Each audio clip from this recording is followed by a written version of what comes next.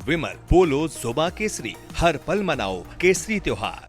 तो यहाँ पर घर वापसी के बयान को लेकर मानस ऐसा संग्राम छिड़ा है कि मदनी और आरएसएस प्रमुख मोहन भागवत आमने सामने हो गए हैं।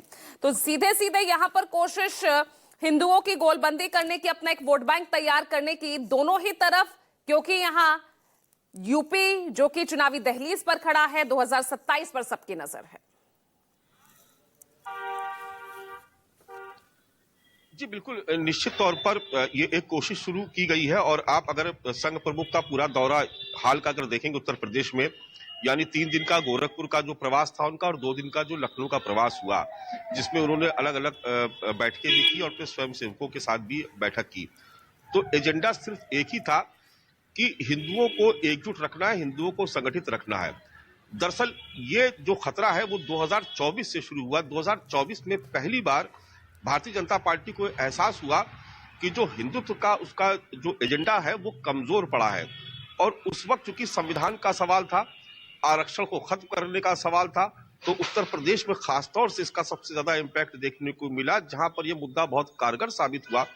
और भारतीय जनता पार्टी जो 2014 से लगातार अपराजित स्थिति में थी, कोई उसका रथ रोक नहीं पा रहा था, तो पहली बार 2024 में वो रथ रुका और इंडिया गठबंधन ने लीड ली, वो नंबर 1 के पायदान में पहुंचा और एनडीए नंबर 2 पर आ गया।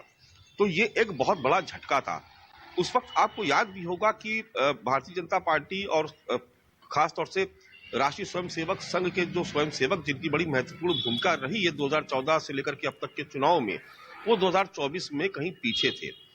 और इस बार आप देख रहे हैं कि वो जो नुकसान हुआ वो दोबारा ना हो, इसके लिए अभी से तैयारियां शुरू हो गई हैं।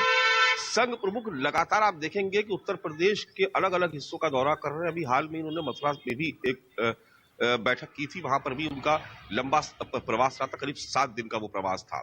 राष्ट्रीय कार्यकारिणी भी वहां पर हुई थी। उसके बाद आप देख रहे हैं कि वो पूर्वांचल का रुख किया उन्होंने, गोरखपुर में 3 दिन रहे, उसके बाद अवध क्षेत्र यहाँ पर रहे। और हर जगह जो एजेंडा है वो है घर वापसी का। वो बार बार कह रहे कि जात और पात में बंटना नहीं चाहिए, हिंदुओं को एकजुट रहना चाहिए और धर्मांतरण या लफ्ज जिहाद जैसे जो मामले हैं इस पर नजर रखनी चाहिए और इसके लिए हिंदुओं को जागरूक होना चाहिए। साथ में वो ये भी कह रहे हैं कि ये जो मुसलमान हैं इनको भी आप अलग से मत देखिए, ये हमारे ही हिंदुस्तान के हैं, ये बाहर से नहीं आए, ये कन्वर्ट हुए हैं, कन्वर्जन इनका हुआ है, लिहाजा ऐसे लोगों की घर वापसी करवाई जाए। और साथ ही साथ वो ये भी कह रहे हैं कि जिन लोगों ने घर वापसी की है उनका भी ध्यान रखा जाए। तो अगर आप कुल मिला के तस्वीर देखेंगे पिछले 1 साल से, तो आप देख रहे हैं कि अभी आपने देखा होगा कि बहुत सारे ऐसे धर्मांतरण के मामले आए थे जिसमें झांगुर बाबा वाला मामला बहुत लंबे समय तक सुर्खियों में चर्चा में रहा। बहुत सारी लड़कियों को उन्होंने यहाँ पर पेश किया। आपने देखा कि अभी केजीएमयू में जो मामला हुआ डॉक्टर रमीज वाला, उसको लेकर के भारतीय जनता पार्टी बहुत आक्रामक नजर आई। तो देखिए लाइन बिल्कुल क्लियर है कि फायदा तभी है भारतीय जनता पार्टी को जब हिंदू जातियां संगठित रहेंगी, एकजुट रहेंगी।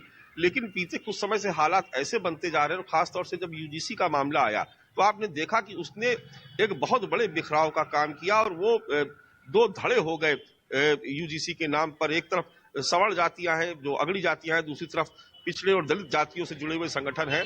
और वो देखिए उसमें सियासी दलों का भी देखिए किस तरीके से रुख है। अभी आपने देखा, चाहे वो आजाद समाज पार्टी हो, चाहे वो अभी स्वामी प्रसाद मौर्य ने, जहां मैं खड़ा हूं विधानसभा पे, यहीं पर जोरदार प्रदर्शन किया था।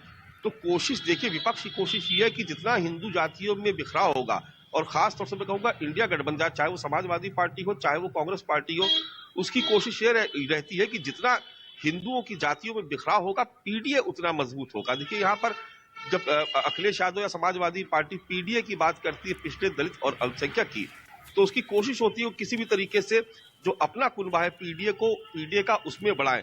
और ये देखिए ये तभी संभव हो पाएगा जब भारतीय जनता पार्टी के हिंदुत्व के एजेंडे पर चोट पड़ेगी, यानी हिंदू मतों में बिखराव होगा। तो ये एक कोशिश है जो लगातार की जा रही है, क्योंकि एक सफल प्रयोग 2024 में हो चुका है। लिहाजा राष्ट्रीय स्वयंसेवक संघ इस बात पर बराबर जोर दे रहा है, लगातार इस बात का प्रयास कर रहा है कि हिंदुओं की सभी जातियों को एकजुट रखा जाए। अगर एकजुटता रहेगी तो ही भारतीय जनता पार्टी तीसरी बार चुनाव जीत करके आ सकती है।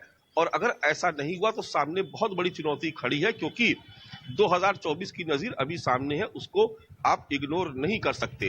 तो कुल मिला के जो स्थिति है वो ये है कि भारतीय जनता पार्टी और राष्ट्रीय स्वयंसेवक संघ को वो इस मुद्दे पर, हिंदुत्व के एजेंडे पर ही आगे बढ़ रहा है। हालांकि इसमें कई तरीके के सवाल खड़े किए जाते हैं, खासतौर से कांग्रेस और समाजवादी पार्टी की तरफ से, कि हिंदुत्व के नाम पे जो तमाम दूसरी असल समस्याएं हैं, चाहे वो बेरोजगारी की हो, चाहे वो महंगाई की हो, या दूसरे बहुत जरूरी, चाहे हेल्थ को लेकर देखिए लगातार वो अखिलेश यादव सोशल मीडिया पर लगातार पोस्ट करते रहते हैं और बार बार ये सवाल उठाते हैं कि दरअसल हिंदुत्व के नाम पर जो असल मुद्दे हैं उनको गायब किया जा रहा है, और एक तरीके से कहा जाए तो इमोशनल एक कार्ड खेला जा रहा है ताकि हिंदू एकजुट रहे। बार बार इस तरीके की बातें की जाती हैं, और अब आप देखेंगे आने वाले वक्त में, जो अपने तजुर्बे से मैं कह रहा हूं कि आने वाले वक्त में आप देखिएगा कि यहाँ पर जो भी राष्ट्रीय स्वयंसेवक संघ के अनुषांगिक संगठन हैं, वो देखिएगा आप कुछ समय बाद उनकी एक बहुत बड़ा कैंपेन चलेगा जो गांव-गांव में दिखाई पड़ेगा।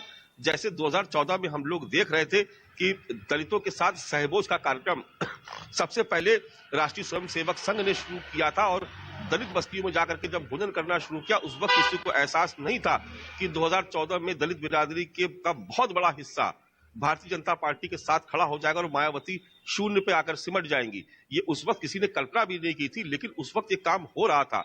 उसके बाद हमने देखा था कि किस तरीके से एबीवीपी, जो उनका छात्र संगठन, उसने गांव-गांव में जाकर के प्रभात फेरियां निकालना शुरू की, एक माहौल बनाना शुरू किया। देखिए, राष्ट्रीय स्वयंसेवक संघ एक बहुत बड़ा संगठन है, गांव-गांव में उसके स्वयंसेवक है, तो अगर वो मैदान में उतरते तो निश्चित तौर पर वो कहीं ना कहीं भारतीय जनता पार्टी के लिए बेहद मददगार साबित होंगे।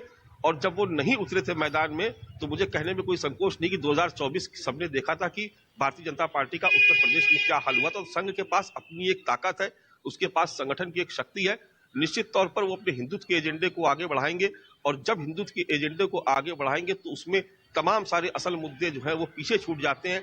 फिर इमोशनल होकर के जो हिंदू वोट बैंक है वो एकजुट होता है। फिर वो जाति पात का जो वो एक होता है, जो जाति पात की जो समीकरण होता है, उसको तोड़ करके वो आगे निकलता है, जैसा कि हमने 2014 में देखा, जैसा कि हमने 2017 में भी देखा, और जैसा कि हमने 2019 में भी देखा, और हमने 22 में भी देखा। तो ये कुछ सफल प्रयोग हैं जो होते रहे हैं।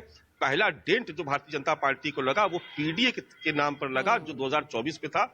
इसी के सहारे समाजवादी पार्टी, इंडिया गठबंधन अपनी राजनीति को आगे बढ़ा रहा है, और इसको रोकने का एकमात्र विकल्प है, और वो विकल्प है कट्टर हिंदुत्व की राह पकड़ करके आगे बढ़ना। बिल्कुल, और आगे इसी तरह के जो बयान हैं पिछले हमें सुनाई भी दिए, और आगे इसी तरह के बयान और सुनाई भी दे सकते हैं।